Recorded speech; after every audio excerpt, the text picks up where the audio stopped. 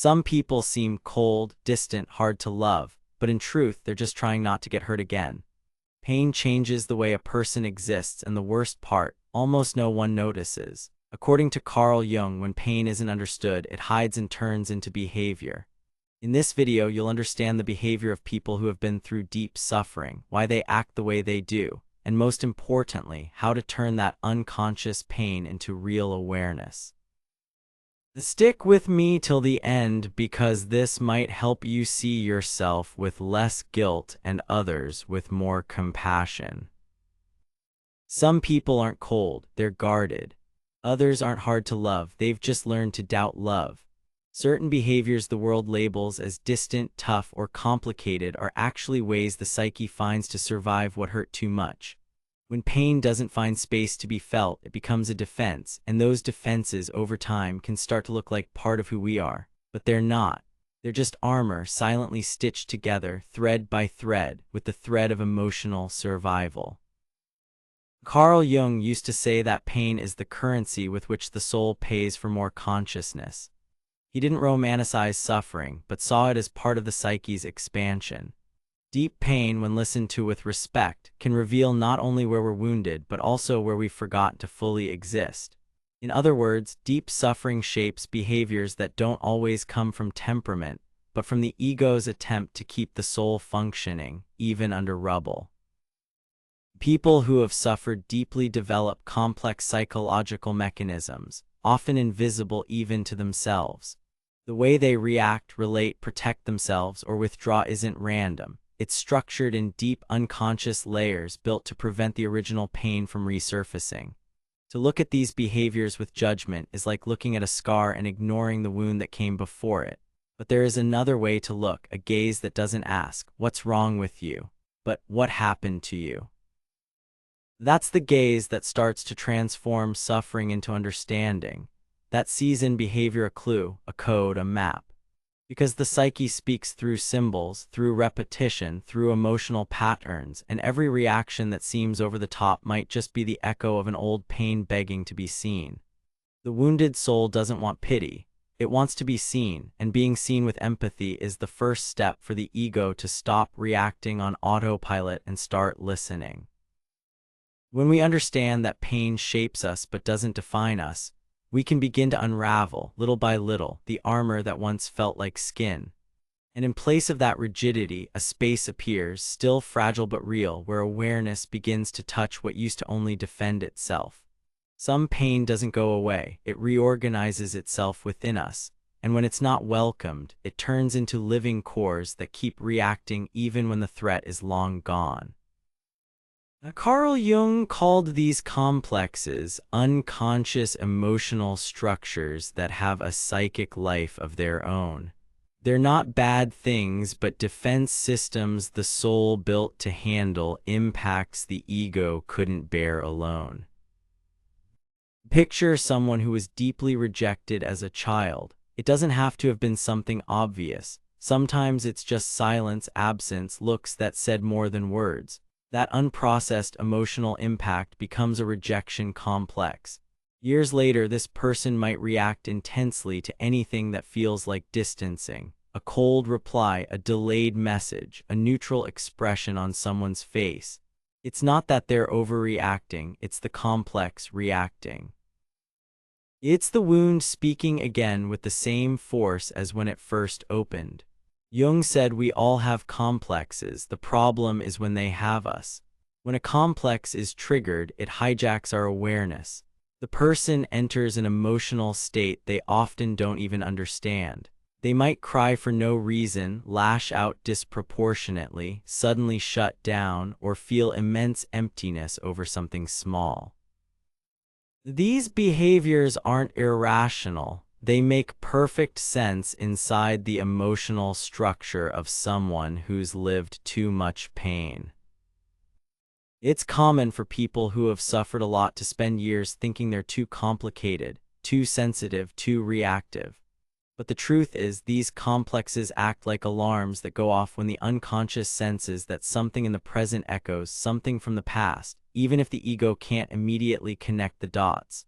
These emotional cores don't vanish by willpower, they shift when they're acknowledged. The process begins with a kind of inner listening. What in me is asking for care right now? Where is this reaction coming from? What is this pain trying to protect?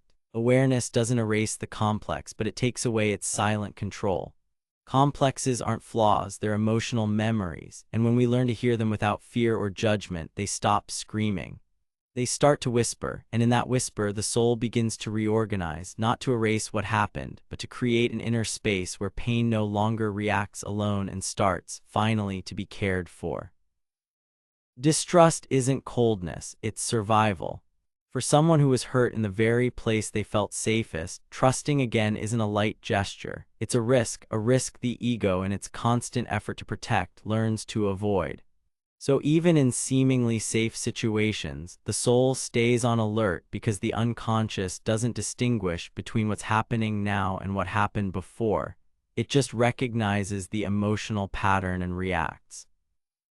This constant state of alert is an adaptive response to a world that, at some point, stopped feeling safe. It might come from betrayal, a broken bond, a crucial emotional absence. The issue isn't how big the event was, but the psychic impact it left behind. Once distrust takes hold, the ego builds invisible defenses, interpreting looks, analyzing silences, predicting disappointment before it happens, and if it can't find signs of danger, it often imagines them, all to avoid being caught off guard again. People who live in this state don't want to live like this, but even less do they want to feel again what once hurt so deeply. Distrust becomes a filter. The other person's words pass through it, their intentions, their gestures, even their affection. Everything is measured, weighed, tested, and often sabotaged because believing can feel more dangerous than pushing away. Jung understood that the psyche acts out of protection, not malice. The ego distrusts because it learned that trusting comes at a high cost. But over time, that protection also demands a price. The inability to experience true intimacy, because no one can truly connect while constantly waiting to be hurt. Healing begins when we realize we're reacting to the past, not the present, when we recognize that the fear isn't in the now but in an emotional echo still pulsing inside. It takes courage to pause that internal alarm even for a moment and ask, is this threat real or is it a memory leading me? Trusting doesn't mean dropping all defenses at once. It means allowing small emotional reality checks. It means realizing the present can be different and that the other person isn't responsible for the harm someone else once caused. Distrust isn't a mistake, it's a response. But when the ego realizes it's no longer at war, it can slowly start to rest. There are moments when the world seems to collapse from within.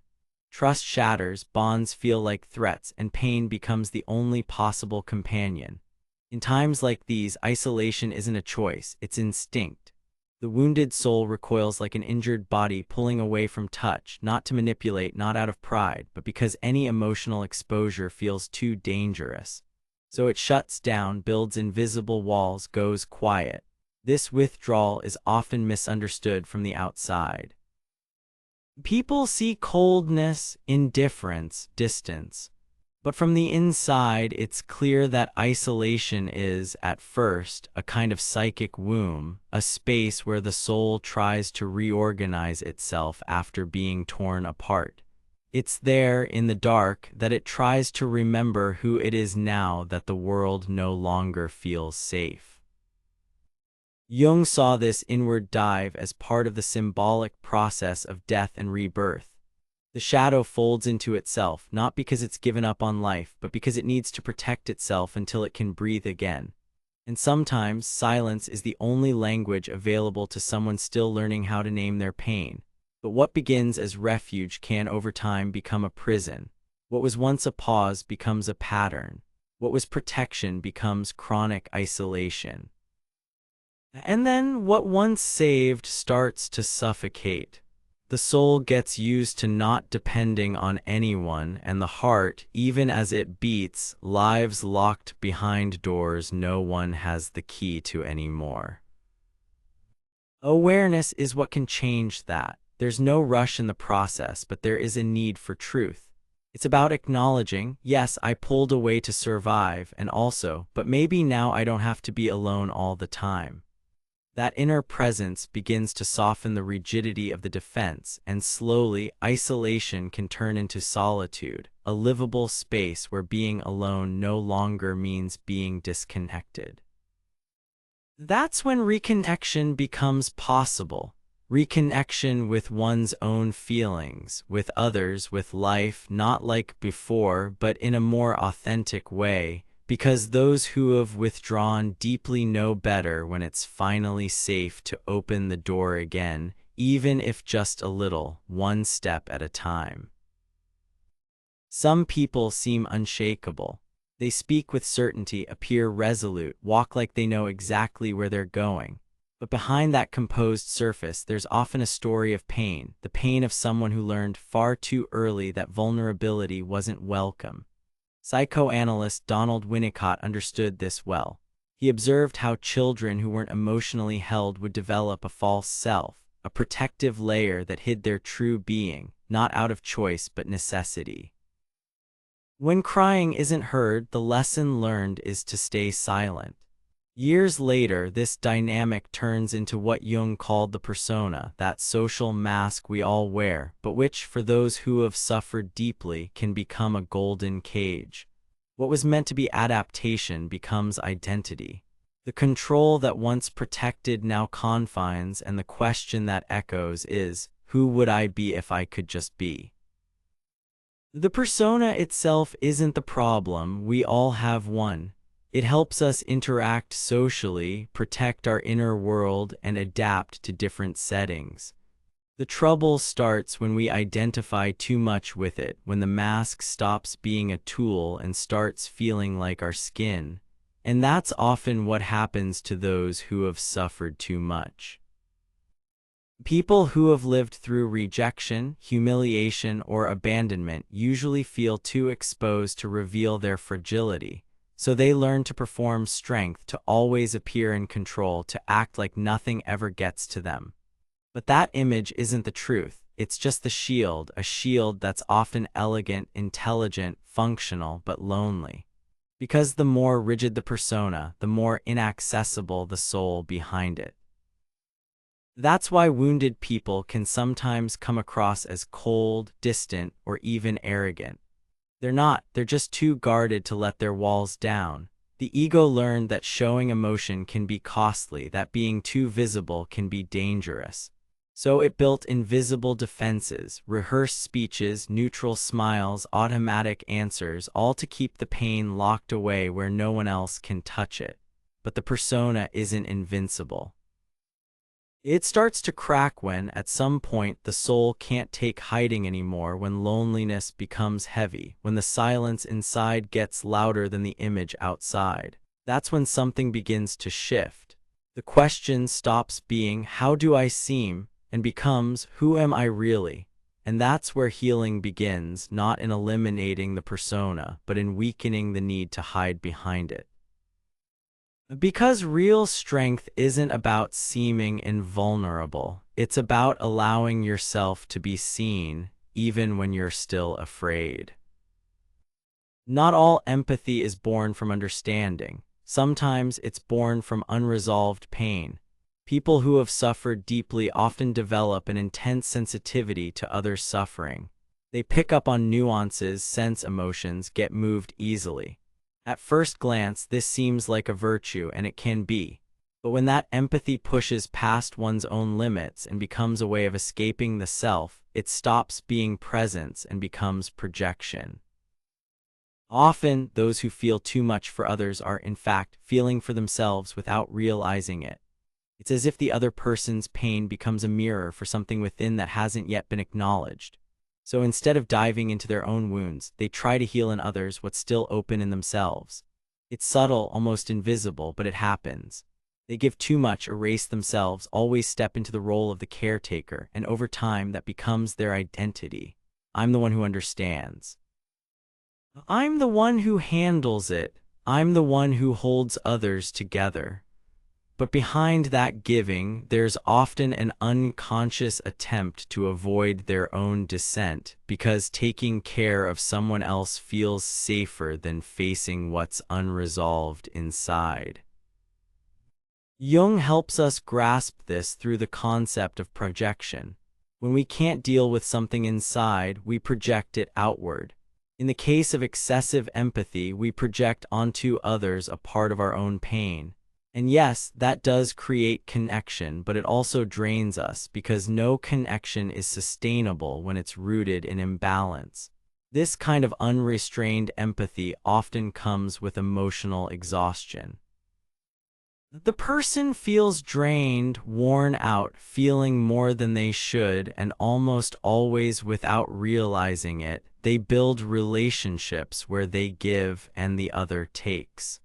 That's not love, it's emotional codependency disguised as sensitivity. Healing begins with a subtle but profound shift. Understanding that feeling for others shouldn't mean forgetting yourself.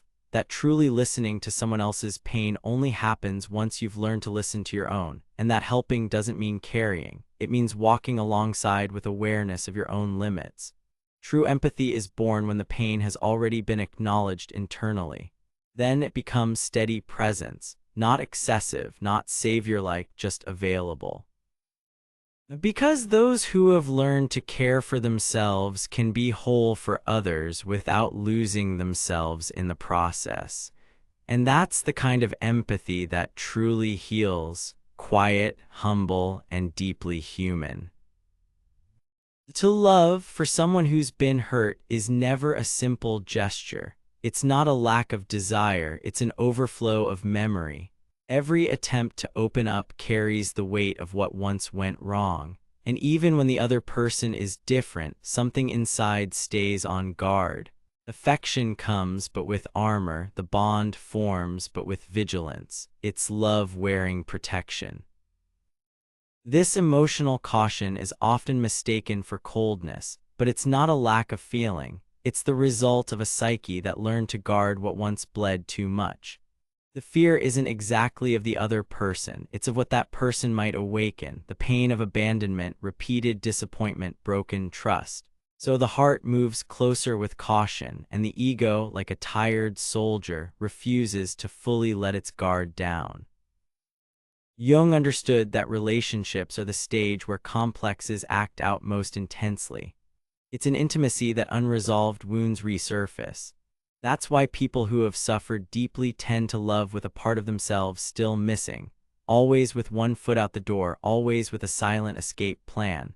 This stance might seem like protection, but little by little, it starts to erode the real connection, because to truly bond, you have to allow yourself to be vulnerable. And for that, you must distinguish between what belongs to the present and what is left over from the past. The current partner isn't the one who caused the pain before, but the old wound insists on seeing everything through the same lens. Jung said true love begins where projection ends. As long as we're projecting our fears, our wounds, and our traumas onto the other, we can't see them for who they really are.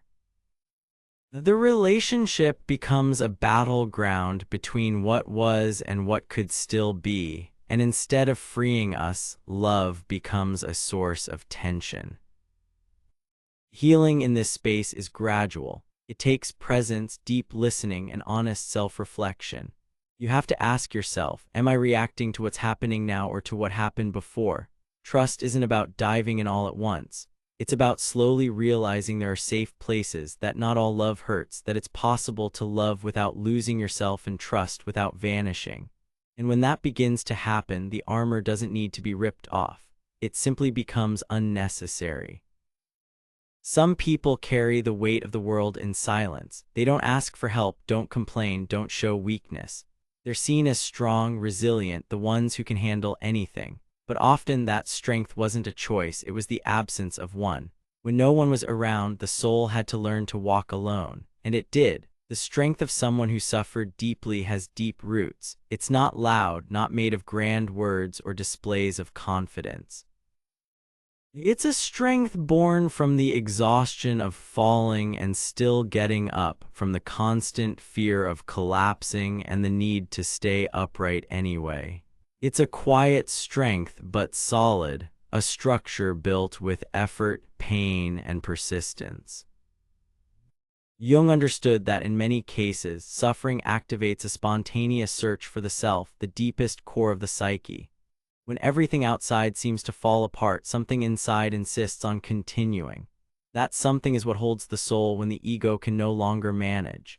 It's what whispers, "Keep going," when there's no evidence that a path remains.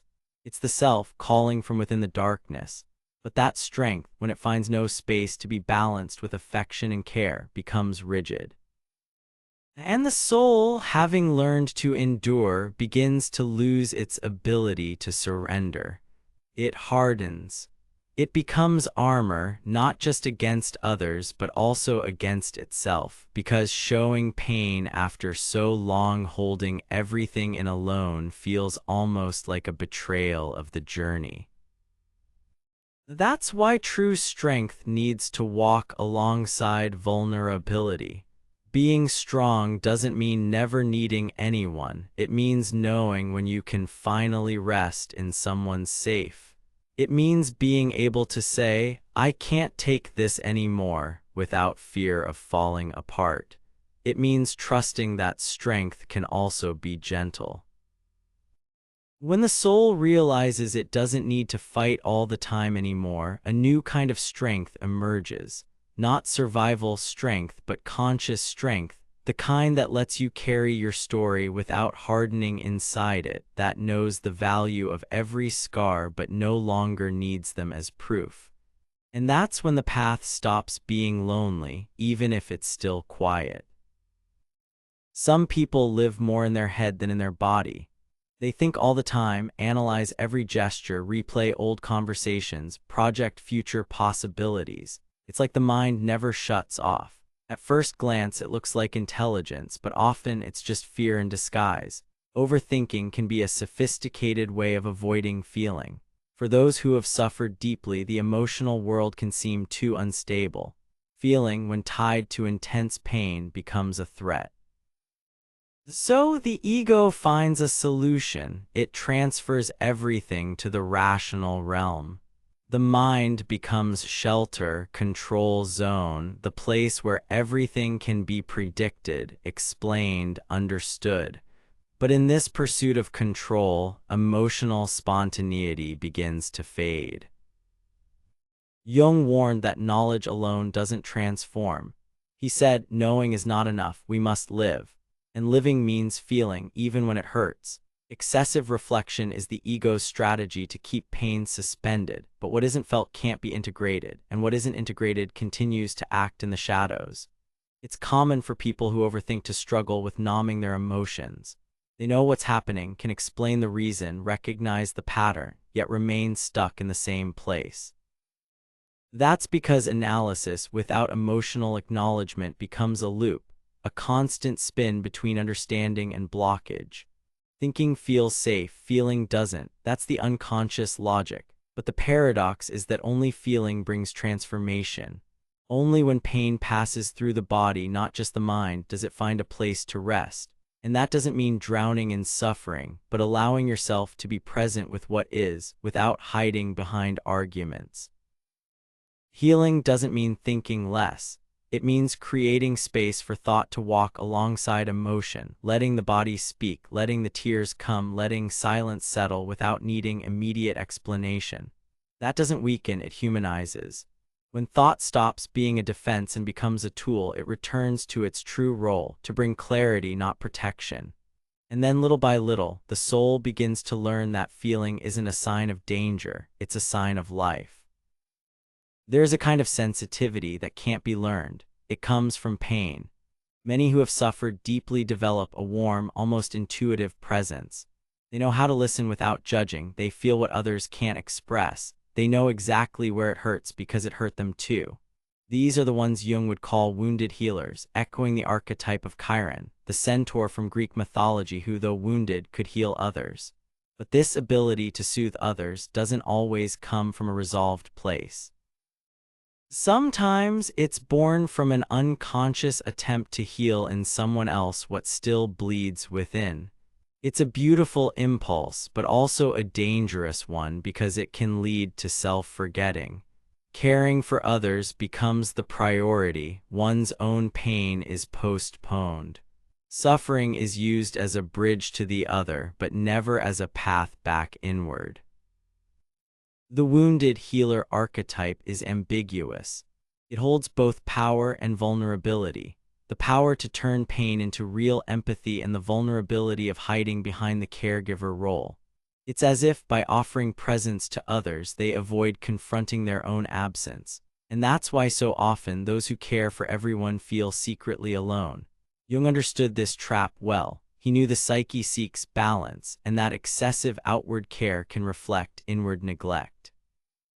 When the act of consoling comes with exhaustion, silent irritation, or a feeling of invisibility, it's a sign the archetype is out of balance. Healing here doesn't mean stopping the care, but including yourself in it.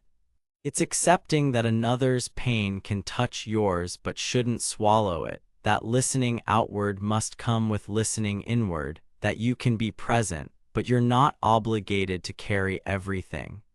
Turning the wound into awareness is what makes the wounded healer a transformative presence for themselves and others. When this internal shift happens, care stops being an escape and becomes a choice, not because you need to save someone, but because you've learned to walk with your own pain and therefore know how to respect someone else's. Expecting less can seem like maturity, but sometimes it's just self-protection. When someone has been repeatedly let down, lied to, or neglected, hope becomes dangerous. Creating expectations feels like a risk. So to avoid being disappointed again, the soul starts to shield itself, expects little, wants less, anticipates the worst. And behind this strategy, there's a pain that still hasn't been processed. This way of living may feel safe, but it's limiting. Because in reducing expectations to avoid pain, you also reduce your openness to life. Relationships lose depth, dreams stop being freely imagined, caution replaces excitement, and any potential joy is shadowed by fear of loss. Jung said the soul seeks expansion. That means that, at its core, the psyche wants to grow, to experience, to create, to love. But when it's been marked by deep disappointment, it pulls back, not because it doesn't want any more, but because it's not sure it can handle another fall. In this case, low expectations are a symptom of someone who once waited for something that never came. It's important to understand this isn't weakness, it's defense, a kind of emotional containment built to protect psychic integrity. But when this mechanism hardens, life starts to happen only halfway. Possibilities get filtered through fear, and everything outside your control is seen as a threat. Becoming aware of this pattern is the first step towards softening it. It's not about returning to blind hope, but about slowly allowing hope to exist without needing certainty, realizing you can desire something without falling apart if it doesn't happen. That opening your heart doesn't mean exposing yourself recklessly, but it also doesn't mean avoiding connection altogether. Regaining hope isn't naive, it's courage, the courage to admit that, despite everything, you still want to live truthfully, even knowing life offers no guarantees. And that, beneath the scars, there's still a part of you that wants to feel, to engage, to dream. Because it's in that openness, however small, that the soul begins to expand again, and with it, life too. Not all pain ends when the event is over. Some experiences keep echoing inside even years later, not because someone insists on suffering, but because something there was never processed, never digested, never closed. In these cases, the past isn't a memory, it's a presence. And living with it clinging to your skin feels like walking around with open wounds no one else can see. Only the one carrying it knows its weight. Jung said, "What we resist persists." And few things are as resisted as psychological grief. Not the grief of death itself, but the grief of what never happened, of the love that didn't last, the affection that wasn't returned, the childhood that was missing, the words that never came, the things that could have been but weren't. These invisible losses create inner chains that keep us tied to what's gone but still holds power over us. The ego often tries to move forward without looking back. It creates strategies of denial, minimization, rationalization. But the soul doesn't move in a hurry. It needs time, space, truth. And psychic grief only happens when there's room to feel without judgment, without explanation, without the rush to get over it. Letting go of the past doesn't mean forgetting, it means integrating. It's looking at what happened and recognizing, this happened, it marked me, it hurt, and now I can let it find a place within me that is no longer an open wound but a recognized memory. It's not erasing, it's turning a scar into something that no longer bleeds but still tells a story. This process is often painful because it forces the ego to stop pretending everything's fine. It brings the soul face to face with the real loss, the one buried under years of denial. But only when that grief is allowed can the past stop repeating itself in the present. Only then do old patterns loosen their grip. Only then do past pains stop bleeding into new experiences. Fighting the past is staying stuck in it. Letting it go is a quiet act of courage. It means saying, I accept what was, but I don't need to live from that anymore. And in that act, something dissolves not because it disappears, but because it finally finds its place, a place where it can exist without taking over. When grief is done, the present becomes real, and the future, at last, stops being a reflection of what hurt and becomes a true space for creation. Behind every defense, there's a story, and behind every story, an attempt to keep going. The behaviors of someone who has suffered too much aren't flaws, they're maps, responses shaped in chaos, silent ways the psyche found to endure the unbearable. Jung understood this deeply. He knew pain doesn't reshape us out of cruelty, but reorganizes us to survive. What looks like coldness may be containment. What seems like distrust may be protection. What sounds like pride, distance, or excessive rationality. Often it's just fear learned too early and reinforced so many times it became structure. That's why healing doesn't start with judgment but with listening, not with rupture but with presence. Individuation, that Jungian process of becoming who you are, doesn't happen despite the pain, it happens through it. Because it's in facing what hurts most that we discover what needs to be transformed. And by bringing light to the parts we've hidden, denied, or forgot, we begin to rebuild our inner story with more wholeness.